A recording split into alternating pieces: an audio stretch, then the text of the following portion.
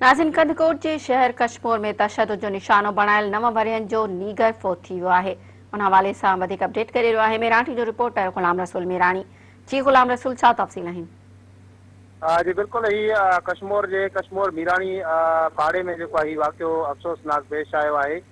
ही वाक़ियो तॾहिं पेश आयो जॾहिं ॿुधाए पियो वञे त बिना जवाब हिकु शख़्स ज़ुल्फ़कार मीरानी पारां हिकु नींगर खे तशद्दुद जो निशानो बणायो, जंहिं बाद नींगर खे ॻणती जोगी हालत में सखर इस्पताल उहो हिकु ख़ानगी इस्पताल आहे ओॾां मुंतक़िल कयो वियो ऐं उन मुंतक़िल थियण बाद उहो ज़हर इलाज हुयो उन इस्पताल में। अॼु उहो नींगर ज़ख़्मनि जा सूर न सहंदे उहो फोत थी वियो आहे, जंहिंजो लाश हिन वक़्तु खणाए करे कशमोर जे उन मीरानी महले में उनजे घर आंदो वियो आहे, जिते उन नींगर जो जेको लाश आहे उहो पहुचण ते घर में उहो कोहराम मची वियो आहे। ऐं हिन सिलसिले में पुलिस जो चवणु आहे त जेको तशद्दुद कंदड़ जेको जवाबदार आहे ज़ुल्फ़कार मीरानी, उहो ज़हनी मरीज़ आहे। उनजो ज़हनी जेको तवाज़ुन आहे उहो ठीकु न आहे, जंहिंजे करे उन नींगर खे तशद्दुद जो निशानो बणायो, जंहिं सबबु उहो नींगर सख़्तु उहो ज़ख़्मी थी पियो, जंहिंखे ॻणती जोगी हालत में सखर इस्पताल नियो वियो